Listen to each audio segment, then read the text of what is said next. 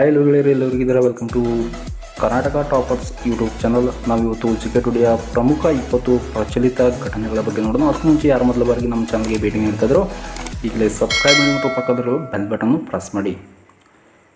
ಒಂದನೆಯ ಪ್ರಶ್ನೆ, KSLV-100 rocket ಯಾವ ದೇಶದ ಮೊದಲ ದೇಶೀಯವಾಗಿ ತಯಾರಿಸಿದಂಥ ಬಾಹ್ಯಾಕಾಶ ಉಡಾವಣಾ ವಾಹನವಾಗಿದೆ? ಇದಕ್ಕೆ ಸರಿಯಾದ ಉತ್ತರ ದಕ್ಷಿಣ ಕೊರಿಯಾ. ಯಾಕಪ್ಪ ಅಂದರೆ ಇದು ಉಡಾವಣೆ ಮಾಡುವಂಥ ಸಂದರ್ಭದಲ್ಲಿ ವಿಫಲವಾಗಿತ್ತು. ಹಾಗಾಗಿ KSLV-100 ರಾಕೆಟ್ ಇದು ಸದ್ಯಕ್ಕೆ ಸುದ್ದಿಲಿ ಇದೆ. ನೋಡಿ ಇಲ್ಲಿ ಕೆಳಗಡೆ, ದಕ್ಷಿಣ ಕೊರಿಯಾದ ಮೊದಲ ದೇಶೀಯವಾಗಿ ನಿರ್ಮಿಸಿದಂತಹ ಬಾಹ್ಯಾಕಾಶ ಉಡಾವಣಾ ವಾಹನ KSLV-100 ರಾಕೆಟ್ ಸಡಿಲವಾದ ಹೀಲಿಯಂ ಟ್ಯಾಂಕಿನಿಂದಾಗಿ ಇದು ವಿಫಲವಾಗಿದೆ. ರಾಕೆಟ್ನ ಎಲ್ಲ 3 ಮಾದರಿಯ ಕಾರ್ಯನಿರ್ವಹಿಸುತ್ತಿದ್ದವು. ಅದನ್ನು 700 ಕಿಲೋಮೀಟರ್ನಷ್ಟು ಎತ್ತರಕ್ಕೆ ಕೊಂಡೊಯ್ಯಲಾಗಿತ್ತು. ಭೂಮಿಯಿಂದ 700 ಕಿಲೋಮೀಟರಷ್ಟು ಮೇಲೆ ಕೊಂಡೊಯ್ಯಲಾಗಿತ್ತು. ಇದರ ತೂಕ 1.5 ಟನ್ಗಳಷ್ಟಾಗಿತ್ತು. ಪೇಲೋಡ್ ಯಶಸ್ವಿಯಾಗಿ ಬೇರ್ಪಟ್ಟಿತು. ನಿಗದಿತ ಸಮಯಕ್ಕಿಂತ 46 ಸೆಕೆಂಡ್ ಮುಂಚಿತವಾಗಿಯೇ 3ನೇ ಹಂತದ ಎಂಜಿನ್ ಉರಿಯುವುದನ್ನು ನಿಲ್ಲಿಸಿದ ಕಾರಣದಿಂದಾಗಿ ಇದರ ಕಾರ್ಯಾಚರಣೆ ವಿಫಲವಾಯಿತು. ಹಾಗಾಗಿ ಇದು ಸುದ್ದಿಯಲ್ಲಿದೆ. ನೆಕ್ಸ್ಟ್ ಒನ್, ಯಾವ ದೇಶವು ಉತ್ತಮ ಆರೋಗ್ಯ ಹೊಗೆ ಮುಕ್ತ ಅಭಿಯಾನವನ್ನು ಪ್ರಾರಂಭಿಸಿತು? ಇದಕ್ಕೆ ಸರಿಯಾದ ಉತ್ತರ UK, ಯುನೈಟೆಡ್ ಕಿಂಗ್ಡಮ್ ಸರ್ಕಾರವು ಉತ್ತಮ ಆರೋಗ್ಯ ಹೊಗೆ ಮುಕ್ತ ಅಭಿಯಾನವನ್ನು ಇತ್ತೀಚೆಗೆ ಪ್ರಾರಂಭಿಸಿತು. ಇದು ಕಿರಿಯ ಜನರ ಮೇಲಿನ ವಯಸ್ಕ ಧೂಮಪಾನಗಳ ಪ್ರಭಾವವನ್ನು ಎತ್ತಿ ತೋರಿಸುತ್ತದೆ. ಧೂಮಪಾನಿಗಳ ಧೂಮಪಾನವನ್ನು ತ್ಯಜಿಸುವಂತೆ ಅಭಿಯಾನವು ಒತ್ತಾಯಿಸುತ್ತದೆ. ಅಭಿಯಾನದ ಬಿಡುಗಡೆ ಮಾಡಿದ ಅಂಕಿಅಂಶಗಳ ಪ್ರಕಾರ ಪೋಷಕರು ಧೂಮಪಾನ ಮಾಡುವ ಹದಿಹರೆಯದವರಲ್ಲಿ 4.9% ಜನರು ಸಹ ಅಭ್ಯಾಸವನ್ನು ಅಳವಡಿಸಿಕೊಂಡಿದ್ದಾರೆ. ನ್ಯೂಜಿಲೆಂಡ್ ಕೂಡ 2030ರ ವೇಳೆಗೆ ಧೂಮಪಾನ ಮುಕ್ತವಾಗುವ ಗುರಿಯನ್ನು ಹೊಂದಿದೆ.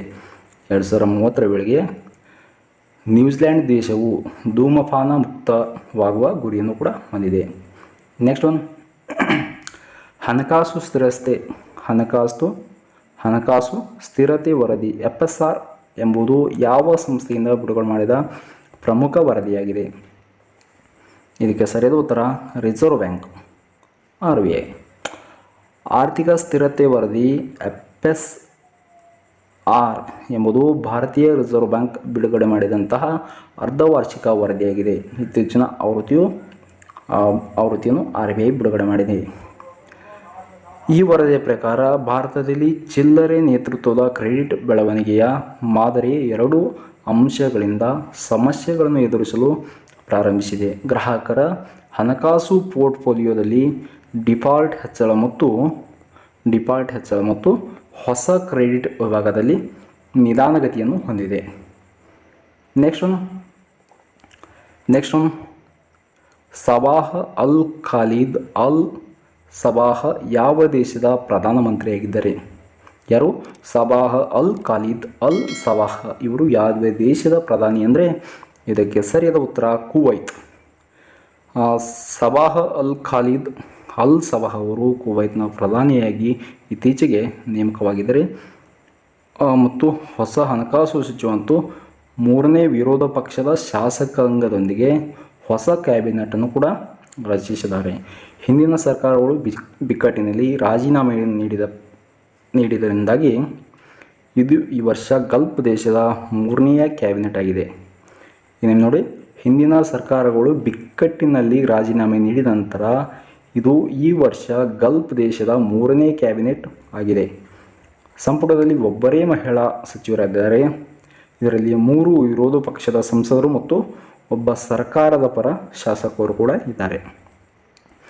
ನೆಕ್ಸ್ಟ್, ಬ್ರಿಕ್ಸ್ ಹೊಸ ಅಭಿವೃದ್ಧಿ ಬ್ಯಾಂಕ್ NDBಯ ಹೊಸ ಸದಸ್ಯ ರಾಷ್ಟ್ರ ಯಾವುದು? ಅಂದರೆ NDBಯ ಹೊಸ ರಾಷ್ಟ್ರ ಯಾವುದು? ಹೊಸದಾಗಿ ಸೇರ್ಪಡೆಗೊಂಡಂಥ ರಾಷ್ಟ್ರ ಯಾವುದು? ಇದಕ್ಕೆ ಸರಿಯಾದ ಉತ್ತರ ಈಜಿಪ್ಟ್. ಬ್ರಿಕ್ಸ್ ಹೊಸ ಅಭಿವೃದ್ಧಿ ಬ್ಯಾಂಕ್ NDB ಈಜಿಪ್ಟನ್ನು ತನ್ನ ಹೊಸ ಸದಸ್ಯ ರಾಷ್ಟ್ರವನ್ನಾಗಿ ಘೋಷಿಸಿತು. NDBಯನ್ನು ಬ್ರಿಕ್ಸ್ ರಾಷ್ಟ್ರಗಳಾದ ಬ್ರೆಜಿಲ್, ರಷ್ಯಾ, ಭಾರತ, ಚೀನಾ ಮತ್ತು ದಕ್ಷಿಣ ಆಫ್ರಿಕಾಗಳು 2015ರಲ್ಲಿ ಇದನ್ನು ಸ್ಥಾಪನೆ ಮಾಡಿದ್ದವು. ಬಾಂಗ್ಲಾದ ಯುನೈಟೆಡ್ ಅರಬ್ ಎಮಿರೇಟ್ ಮತ್ತು ಉರುಗ್ವೆ ನಂತರ NDB ಸೇರ್ಪಡೆಗೊಂಥ 4ನೇ ಹೊಸ ಸದಸ್ಯ ರಾಷ್ಟ್ರವಾಗಿ ಈಜಿಪ್ಟ್ ಈಗ ಸೇರಿಕೊಂಡಿದೆ. ಮಾರ್ಕೋಸ್ ಟ್ರೈಡ್ ಅವರು NDBಯ ಅಧ್ಯಕ್ಷರಾಗಿದ್ದಾರೆ. ಇನ್ನು ನೋಡಿ ಇಂಪಾರ್ಟೆಂಟು, ಮಾರ್ಕೋಸ್ ಟ್ರೈಜೋ ಇವರು NDBಯ ಅಧ್ಯಕ್ಷರಾಗಿದ್ದಾರೆ. ನೆಕ್ಸ್ಟ್ GST ಕೌನ್ಸಿಲ್ ಯಾವ ಉತ್ಪನ್ನ ಮೇಲಿನ GST ದರಗಳ ಹೆಚ್ಚಳವನ್ನು ಮುಂದೂಡಲು ನಿರ್ಧರಿಸಿದೆ? ಇದಕ್ಕೆ ಸರಿಯಾದ ಉತ್ತರ ಬಳಿ GST ಕೌನ್ಸಿಲ್ ಜವಳಿ ದರವನ್ನು 12ರಿಂದ 15ಕ್ಕೆ ಮುಂದೂಡಲು ನಿರ್ಧರಿಸಿದೆ. ದರ ತರ್ಕಬದ್ಧತೆಯನ್ನು ಪರಿಶೀಲಿಸಲು ಇದು ಸಚಿವರ ಸಮಿತಿಗೆ ವಿಷಯವನ್ನು ಉಲ್ಲೇಖಿಸಿದೆ. ಹತ್ತಿಯಿಂದ ತಯಾರಿಸಿದ ವಸ್ತುಗಳನ್ನು ಹೊರತುಪಡಿಸಿ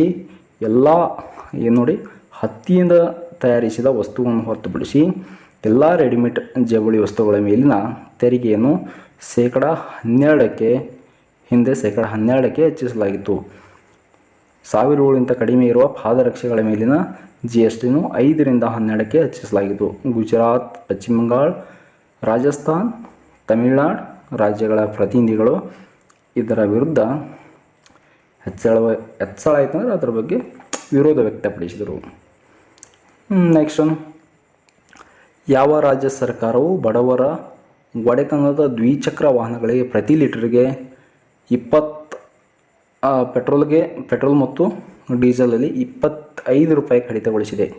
ಡೀಸೆಲ್ ಮತ್ತು ಪೆಟ್ರೋಲ್ ರೇಟನ್ನು 25 ರೂಪಾಯಿ ಕಡಿತಗೊಳಿಸಿದಂಥ ರಾಜ್ಯ ಯಾವುದಪ್ಪ ಅಂದರೆ ಜಾರ್ಖಂಡ. ಇಲ್ಲಿ ಇಂಪಾರ್ಟೆಂಟ್ ಆಗಿರುತ್ತೋ, ಜಾರ್ಖಂಡ್ನ ಮುಖ್ಯಮಂತ್ರಿ ಹೇಮಂತ್ ಸೊರೇನ್ ಇವರು ಏನು ಮಾಡ್ತಾರಪ್ಪ ಅಂದರೆ ದ್ವಿಚಕ್ರ ವಾಹನಗಳಿಗೆ ಏನು ಪೆಟ್ರೋಲ್ ಮತ್ತು ಡೀಸೆಲನ್ನು ಹಾಕ್ಸ್ತಾರಲ್ಲ ಅಂಥದ್ರ ಮೇಲೆ 25 ರೂಪಾಯಿ ರಿಯಾಯಿತಿಯನ್ನು ಘೋಷಿಸಿದ್ದಾರೆ. ಪ್ರತಿ ತಿಂಗಳು 10 ಲೀಟ್ರು ಪೆಟ್ರೋಲ್ಗೆ ರಿಯಾಯಿತಿ ಮತ್ತು ಪ್ರತಿ ಲೀಟರ್ಗೆ 25 ರೂಪಾಯಿ ಕಡಿತವನ್ನು ಘೋಷಿಸಿದ್ದಾರೆ. ಬಡ ಪಡಿತರ ಚೀಟಿದಾರರ ಬ್ಯಾಂಕ್ ಖಾತೆಗೆ ಹಣವನ್ನು ವರ್ಗಾವಣೆ ಮಾಡುತ್ತಾರೆ. ನೆಕ್ಸ್ಟ್, RBI ಇತ್ತೀಚಿನ ಅಧಿಸೂಚನೆ ಪ್ರಕಾರ ಬ್ಯಾಂಕ್ ಖಾತೆಗಳಿಗೆ KYC ಅಪ್ಡೇಟ್ ಅಂತಿಮವಾಗಿ ಯಾವ ದಿನಾಂಕವನ್ನು ವಿಧಿಸಿದೆ? KYC ಅಪ್ಡೇಟ್ ಮಾಡೋಕ್ಕೆ ಕೊನೆಯ ದಿನ ಯಾವುದಪ್ಪ ಅಂದರೆ ಮಾರ್ಚ್ 11, 2022. RBI ಬ್ಯಾಂಕ್ ಖಾತೆಗಳಿಗೆ KYC ನವೀಕರಣದ ಕೊನೆಯ ದಿನಾಂಕವನ್ನು 3 ತಿಂಗಳವರೆಗೆ ವಿಸ್ತರಿಸಿದೆ. ಅದು ಮಾರ್ಚ್ 31ರವರೆಗೆ. ಕೋವಿಡ್-19ರ ಹೊಸ ರೂಪಾಂತರದಿಂದಾಗಿ ಪ್ರಚಲಿತದಲ್ಲಿರುವ ಅನಿಶ್ಚಿತ ಕಾರಣದಿಂದಾಗಿ ಗಡುವನ್ನು ವಿಸ್ತರಿಸಲಾಗಿದೆ. ಸಾಂಕ್ರಾಮಿಕ ರೋಗದಿಂದಾಗಿ ಕಳೆದ ವರ್ಷ ಮೇ ತಿಂಗಳಲ್ಲಿ RBI ಮೊದಲು ನಿಯಮವನ್ನು ಸಡಿಲಗೊಳಿಸಿತ್ತು. KYC ದಾಖಲೆಗಳನ್ನು ಗ್ರಾಹಕರು ನವೀಕರಿಸದ ಕಾರಣ ಬ್ಯಾಂಕ್ ಸೇವೆಗಳನ್ನು ನಿರ್ಬಂಧಿಸಬಾರದೆಂದು ಅದನ್ನು ವಿಸ್ತರಣೆ ಮಾಡಲಾಗಿದೆ. ನೆಕ್ಸ್ಟ್, ಕೋವಿಡ್-19ಗಾಗಿ ಮೊದಲ ಸ್ಥಳೀಯವಾಗಿ ಅಭಿವೃದ್ಧಿಪಡಿಸಿದ receptor binding domain RBD protein ಉಪಘಟಕ ಲಸಿಕೆ ಯಾವುದಪ್ಪ ಅಂದರೆ ಕಾರ್ಬೋವ್ಯಾಕ್ಸ್ TM. ಕೋವಿಡ್-19ಗಾಗಿ ಭಾರತದ ಮೊದಲ ಸ್ಥಳೀಯ ಅಭಿವೃದ್ಧಿಪಡಿಸಿದಂಥ receptor binding domain RBD protein ಉಪಘಟಕ ಲಸಿಕೆಯನ್ನು ಕಾರ್ಬೋವ್ಯಾಕ್ಸ್ TM ಆಗಿದೆ. ಬಯೋಲಾಜಿಕಲ್ ಲಿಮಿಟೆಡ್ ಅಭಿವೃದ್ಧಿಪಡಿಸಿದಂಥ ಈ ಲಸಿಕೆಯನ್ನು ತುರ್ತು ಬಳಕೆಯ ಅಧಿಕಾರಕ್ಕಾಗಿ EUA drug control general of India DCGI ಅನುಮೋದನೆಯನ್ನು ಪಡೆದುಕೊಂಡಿದೆ. ಡಿಪಾರ್ಟ್ಮೆಂಟ್ ಆಫ್ ಬಯೋಟೆಕ್ನಾಲಜಿ ಮತ್ತು ಅದರ PSU biotechnology industries research assistance council BIRAC ಜೈವಿಕ EU ಕೋವಿಡ್-19 ಲಸಿಕೆಯ ಅಭ್ಯರ್ಥಿಯನ್ನು ಬೆಂಬಲಿಸಿದೆ. ನೆಕ್ಸ್ಟ್ ಒಂದು, ಯಾವ ದೇಶವು ಇತ್ತೀಚೆಗೆ 25 ಚೀನಿ J-10C ಫೈಟರ್ ಜೆಟ್ಗಳನ್ನು ಖರೀದಿಸಿದೆ? ಇದಕ್ಕೆ ಸರಿಯಾದ ಉತ್ತರ ಪಾಕಿಸ್ತಾನದ ವಾಯುಪಡೆಗಾಗಿ ಕನಿಷ್ಠ 25 J-10C ಫೈಟರ್ಗಳನ್ನು ಚೀನಾದಿಂದ ಪಾಕಿಸ್ತಾನವು ಖರೀದಿಸಿದೆ ಎಂದು ದೃಢಪಡಿಸಿದೆ. ಭಾರತದ ಒಡೆತನದ ಫ್ರಾನ್ಸ್ನ ರಫೇಲ್ ಯುದ್ಧ ವಿಮಾನಗಳಿಗೆ ಪರ್ಯಾಯವಾಗಿ ಈ ಜೆಟ್ಗಳನ್ನು ಪಾಕಿಸ್ತಾನ ಹೇಳಿಕೊಂಡಿದೆ. ಪಾಕಿಸ್ತಾನವು US ನಿರ್ಮಿತ F-16S ಜೆಟ್ ಫ್ಲೀಟ್ಗಳನ್ನು ಸಹ ಹೊಂದಿದೆ. ನೆಕ್ಸ್ಟ್, ಯಾವ ಕೇಂದ್ರ ಸಚಿವಾಲಯವು 6G ತಂತ್ರಜ್ಞಾನದಲ್ಲಿ 6 ಕಾರ್ಯಪಡೆಗಳನ್ನು ಸ್ಥಾಪಿಸಿದೆ? ಸರಿಯಾದ ಉತ್ತರ ಸಂವಹನ ಸಚಿವಾಲಯ. ಸಂವಹನ ಸಚಿವಾಲಯ ಅಡಿಯಲ್ಲಿ ದೂರ ಸಂಪರ್ಕ ಇಲಾಖೆ DOT 6G ತಂತ್ರಜ್ಞಾನದ 6 ಪಡೆಗಳನ್ನು ರಚಿಸಿದೆ. ಇದರಲ್ಲಿ IIT Madras, IIT Kanpur, IISc ಇತರ ನಿರ್ದೇಶಕರು ದೇಶದಾದ್ಯಂತ ವಿವಿಧ ಅಕಾಡೆಮಿಗಳಿಂದ ನೇತೃತ್ವ ವಹಿಸಿದ್ದಾರೆ. ಭಾರತದಲ್ಲಿ ಈ ವರ್ಷ 5G ತಂತ್ರಜ್ಞಾನವನ್ನು ನಿಯೋಜಿಸುತ್ತಿದೆ ಮತ್ತು ಗುಂಪು 6Gಯಲ್ಲಿನ ಪ್ರಕ್ರಿಯೆ ಮತ್ತು ಸವಾಲುಗಳನ್ನು ವಿಶ್ಲೇಷಿಸುತ್ತದೆ. ನೆಕ್ಸ್ಟ್ ಸ್ಮೈಲ್ ಯೋಜನೆಯನ್ನು ಯಾವ ಕೇಂದ್ರ ಸಚಿವಾಲಯವು ಜಾರಿಗೊಳಿಸಿದೆ? ಸರಿ ಉತ್ತರ ಸಾಮಾಜಿಕ ನ್ಯಾಯ ಮತ್ತು ಸಬಲೀಕರಣ ಸಚಿವಾಲಯ. ಸ್ಮೈಲ್ ಅಂದ್ರೇನು? ಜೀವನ ಮತ್ತು ಉದ್ಯಮಕ್ಕಾಗಿ ಅಂಚಿನಲ್ಲಿರುವ ವ್ಯಕ್ತಿಗಳಿಗೆ ಬೆಂಬಲ. ಜೀವನ ಮತ್ತು ಉದ್ಯಮಕ್ಕಾಗಿ ಅಂಚಿನ ವ್ಯಕ್ತಿಗಳಿಗೆ ಬೆಂಬಲ, ಇದು ಇದರ ಥೀಮ್ ಆಗಿದೆ. ಸಾಮಾಜಿಕ ನ್ಯಾಯ ಮತ್ತು ಸಬಲೀಕರಣ ಸಚಿವಾಲಯವು ರೂಪಿಸುವಂಥ ಒಂದು ಛತ್ರಿ ಯೋಜನೆಯಾಗಿದೆ. ಇದು ಟ್ರಾನ್ಸ್ಜೆಂಡರ್ ವ್ಯಕ್ತಿಗಳು ಮತ್ತು ಭಿಕ್ಷಾಚರಣೆಯಲ್ಲಿ ತೊಡಗಿರುವ ವ್ಯಕ್ತಿಗಳ ಕಲ್ಯಾಣಕ್ಕಾಗಿ 2 ಉಪಯೋಜನೆಗಳನ್ನು ಒಳಗೊಂಡಿದೆ. ಈ ಯೋಜನೆಯು ಪುನರ್ವಸತಿ, ವೈದ್ಯಕೀಯ ಸೌಲಭ್ಯವನ್ನು, ಸಮಾಲೋಚನೆ ಮತ್ತು ಶಿಕ್ಷಣ, ಕೌಶಲ್ಯ ಅಭಿವೃದ್ಧಿ ಮತ್ತು ಆರ್ಥಿಕ ಸಂಪರ್ಕಗಳನ್ನು ಒಳಗೊಂಡಿರುತ್ತದೆ. ನೆಕ್ಸ್ಟ್ ಸೆಪ್ಟೆಂಬರ್ 2021ಕ್ಕೆ ಕೊನೆಗೊಂಡಂತೆ 2ನೇ ತ್ರೈಮಾಸಿಕದಲ್ಲಿ ಭಾರತದ ಕರೆಂಟ್ ಅಕೌಂಟ್ ಬ್ಯಾಲೆನ್ಸ್ ಎಷ್ಟಪ್ಪ ಅಂದರೆ $9.6 ಬಿಲಿಯನ್ ಕೊರತೆಯಾಗಿದೆ. ಭಾರತದ ಕರೆಂಟ್ ಅಕೌಂಟ್ ಬ್ಯಾಲೆನ್ಸ್ ಸೆಪ್ಟೆಂಬರ್ 2021ರ 2ನೇ ತ್ರೈಮಾಸಿಕದ 9.6 ಶತಕೋಟಿ ಪೂರೈಕೆ ಪೋಸ್ಟ್ ಮಾಡಿದೆ. ಇದು ಭಾರತ ಒಟ್ಟು ಆಂತರಿಕ ಉತ್ಪನ್ನ GDPಯ 1.3ರಷ್ಟಿದೆ. ಜೂನ್ 2021ಕ್ಕೆ ಕೊನೆಗೊಂಡಂತೆ ತ್ರೈಮಾಸಿಕ ಚಾಲ್ತಿ ಖಾತೆಯು ಹೆಚ್ಚುವರಿ 6.6 ಕೋಟಿ ಆಗಿತ್ತು. ಭಾರತದ RBI ಪ್ರಕಾರ ಚಾಲ್ತಿ ಖಾತೆಯ ಕೊರತೆ CAD ಮುಖ್ಯವಾಗಿ ವ್ಯಾಪಾರದ ಅಂತರವನ್ನು ಹೆಚ್ಚಿಸುವ ಮತ್ತು ಹೂಡಿಕೆಯ ಆದಾಯದ ಹೊರಹೋಗುವಿಕೆಯ ಹೆಚ್ಚಳದಿಂದಾಗಿದೆ. ನೆಕ್ಸ್ಟ್ ಇನ್ನೂ ಯಾರು ನಮ್ಮ ಚಾನಲ್ಗೆ ಸಬ್ಸ್ಕ್ರೈಬ್ ಮಾಡಿಲ್ಲ ಅಂಥವರಿಗೆ ಸಬ್ಸ್ಕ್ರೈಬ್ ಮಾಡಿ ಮತ್ತು ಲೈಕ್ ಮಾಡಿ ಮತ್ತು ಕಾಮೆಂಟ್ ಮಾಡಿ, ಹಾಗೆ ನಿಮ್ಮ ಫ್ರೆಂಡ್ಸ್ಗಳಿಗೂ ಶೇರ್ ಮಾಡಿ. ನೆಕ್ಸ್ಟ್ ಜನವರಿ 1, 2022ರಂತೆ ಜನಗಣತಿ ಬ್ಯೂರೋ ಪ್ರಕಾರ ವಿಶ್ವದ ಅಂದಾಜು ಜನಸಂಖ್ಯೆ ಎಷ್ಟಪ್ಪ ಅಂದರೆ 7.8 ಬಿಲಿಯನ್ ಆಗಿದೆ. US ಸೆನ್ಸಸ್ ಬ್ಯೂರೋ ಪ್ರಕಾರ 2022ರ ವರ್ಷದಂದು ಜಗತ್ತಿನ ಜನಸಂಖ್ಯೆ ಎಷ್ಟಾಗತ್ತಪ್ಪ ಅಂದರೆ 7.8 ಶತಕೋಟಿ ಆಗುತ್ತಂತೇಳಿ ಅಂದಾಜಿಸಲಾಗಿದೆ.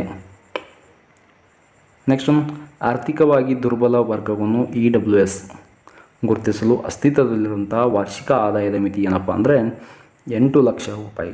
ತ್ರಿಸದಸ್ಯ ಸಮಿತಿಯ ಶಿಫಾರಸಿನ ನಂತರ ಆರ್ಥಿಕ ದುರ್ಬಲ ವರ್ಗದ ಗುರುತಿಸುವಿಕೆ ಅಸ್ತಿತ್ವವನ್ನು ವಾರ್ಷಿಕ ಆದಾಯದ ಮಿತಿ 8 ಲಕ್ಷವನ್ನು ವಿಧಿಸಿದೆ ಅಥವಾ ನಿರ್ಧರಿಸಿದೆ.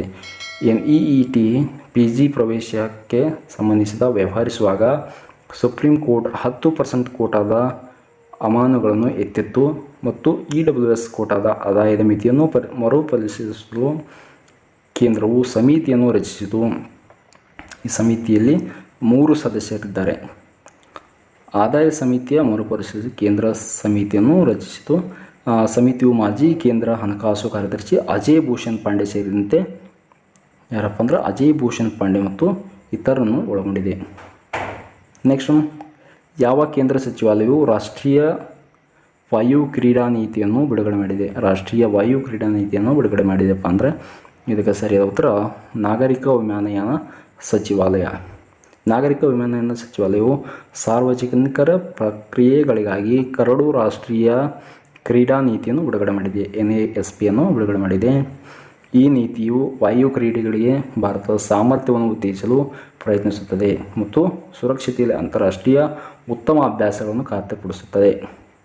2030ರ ವೇಳೆಗೆ ಭಾರತದ ಉನ್ನತ ಕ್ರೀಡಾ ರಾಷ್ಟ್ರಗಳಲ್ಲಿ ಒಂದನ್ನಾಗಿ ಮಾಡುವುದು ಇದರ ಉದ್ದೇಶವಾಗಿದೆ. ನೆಕ್ಸ್ಟ್ ಒನ್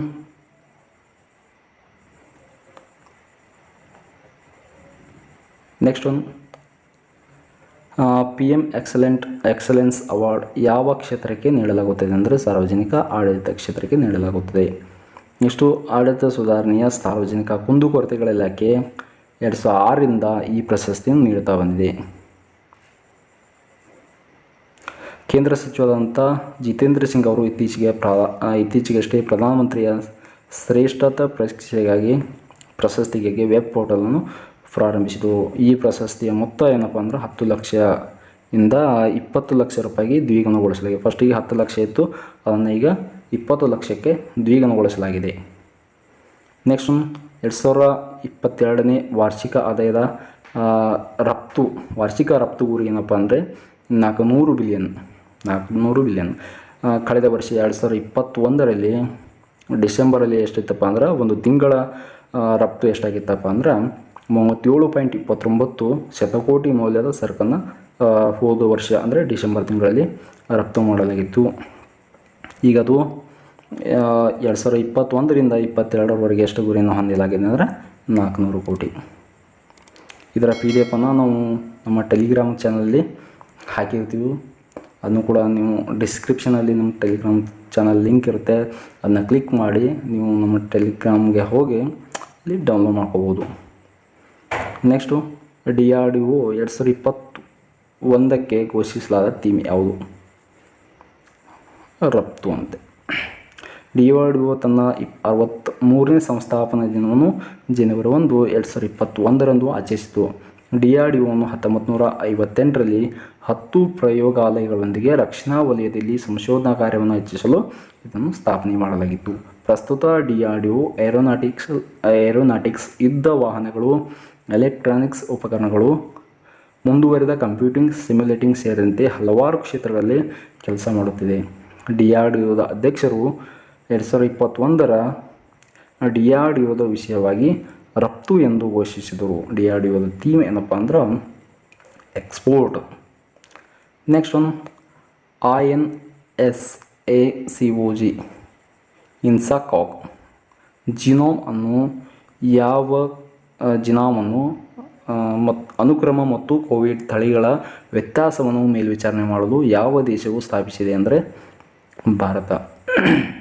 ಭಾರತ ಕೇಂದ್ರ ಆರೋಗ್ಯ ಸಚಿವಾಲಯವು 2022ರಲ್ಲಿ ಭಾರತೀಯ SARS-CoV-2 ಜಿನೋಮಿಕ್ಸ್ ಕನ್ಸೋರ್ಟಿಯಂ ಇನ್ಸಾಕಾಗ್ ಅನ್ನು ಸ್ಥಾಪಿಸಿತು. ಜಿನೋಮ್ ಅನುಕ್ರಮ ಮತ್ತು ಕೋವಿಡ್ ತಳಿಗಳ ವ್ಯತ್ಯಾಸವನ್ನು ಮೇಲ್ವಿಚಾರಣೆ ಮಾಡಲು ಇನ್ಸಾಕಾಗ್ ಅನ್ನು ಕೇಂದ್ರ ಆರೋಗ್ಯ ಸಚಿವಾಲಯ ಮತ್ತು ಜೈವಿಕ ತಂತ್ರಜ್ಞಾನ ಇಲಾಖೆ ಇದರಲ್ಲಿ ಜಂಟಿಯಾಗಿ ಪ್ರಾರಂಭಿಸಲಾಯಿತು. ಇನ್ಸಾಕಾಗ್ ಲ್ಯಾಬ್ COVID-19 ಧನಾತ್ಮಕ ಮಾದರಿಗಳನ್ನು ಕಳುಹಿಸುವುದನ್ನು ತಾತ್ಕಾಲಿಕವಾಗಿ ವಿರಾಮಗೊಳಿಸುವಂತೆ ರಾಜ್ಯ ಸರ್ಕಾರಕ್ಕೆ ಕೇಳಿದೆ. ಈ ವಿಡಿಯೋ ನಿಮಗೆ ಇಷ್ಟ ಆಗಿದೆ ಅಂದ್ಕೊಳ್ತೀನಿ. ಇಷ್ಟ ಆಗಿದೆ ಲೈಕ್ ಮಾಡಿ ಮತ್ತು ಶೇರ್ ಮಾಡಿ, ಹಾಗೆ ಕಾಮೆಂಟ್ ಕೂಡ ಮಾಡಿ, ಮತ್ತು ನಿಮ್ಮ ಫ್ರೆಂಡ್ಸ್ಗೂ ಕೂಡ ಇದನ್ನು ಶೇರ್ ಮಾಡಿ. ಮತ್ತು ಮುಂದಿನ ವಿಡಿಯೋದಲ್ಲಿ ಮತ್ತಷ್ಟು JKTDಯ ಪ್ರಚಲಿತ ಘಟನೆಗಳನ್ನ ತೊಗೊಂಬರ್ತಾಯಿದ್ದೀನಿ. ನಮ್ಮ ಚಾನಲಲ್ಲಿ ಸ್ವಲ್ಪ ಕಾಪಿರೈಟ್